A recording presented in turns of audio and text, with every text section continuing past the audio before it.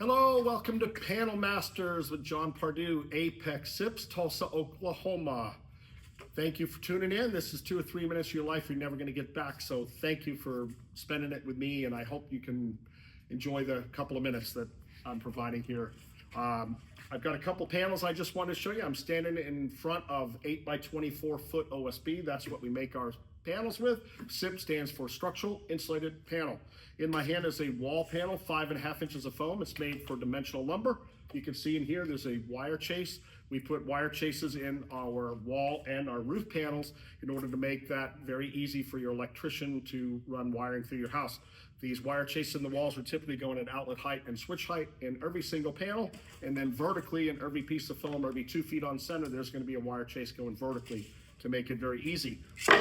Roof panels become a little more complex. We like to look at the design of your electrical plan so we can be sure that you have wires going wherever you have an open vaulted ceiling and want specific lights in specific locations. We can do that all ahead of time before we laminate our panel. We add those wire chases. This panel in front of me is a 10.5 inch panel, R value approximately 40. All our panels, we relieve 1.5 inches of foam around the perimeter of the panel, made to accept dimensional lumber as a joining system. It can, I'll just leave that right there. It doesn't want to cooperate with me. We use high strength adhesive sealants. Here's a sausage gun. It has a lot of use on it. This thing's got 100,000 miles on it at least. We bond everything together adhesively, and then we also follow up with ring shank nails, and the ring shank nails do not pull out. And we have a very tight nailing pattern, typically about 6 inches on center when we're nailing this down, and that's what holds your house down. SIPs can be used for any type of class 5 construction. So we can build 5-story hotels with a SIP panel. It's done, has been done, is done all the time. We can build anything from a tiny house, commercial building. If you've seen some of our other videos, we just recently built a dispensary here in Tulsa. We're in the middle of a barn-dominium now, almost finished with it as far as our scope of work goes. So things are moving right along.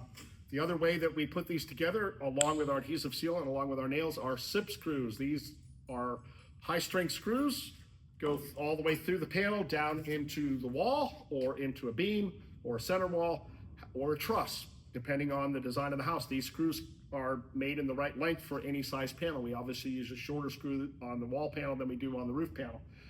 These houses are stronger than sticks by a factor of about 2.5. And the way that works is you have incredible compressive strength. If you can imagine this is a wall, or our wall panel I just set down, taking that load on it, what happens is the foam holds these 2 pieces of OSB parallel to each other, and they have huge load bearing capacity. So instead of having a stud every 16 inches, you have a continuous path to the ground for that load.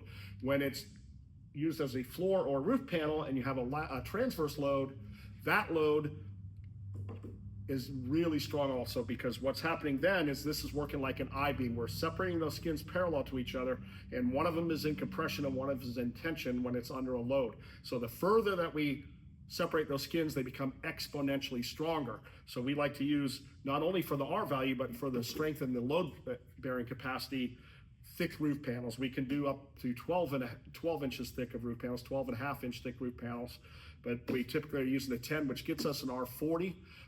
From my reading, as far as R value goes, when you get up to R38, you're pretty much blocking out 98% of the cold or the heat. And when you go beyond that, it's kind of a point of diminishing return to try to get up to R50, 60. Now, some of the passive house guys might debate that point a little bit, but I think that the R40 is plenty almost anywhere in US and Canada, and you'll have tremendous performance on the energy. So that's it. I've talked a little bit longer. I don't know what the final time on this video is until I go shut that camera off, but I appreciate you spending a little time with me. Please hit the like button. Please follow Apex SIPS. We're going to continue to post short videos.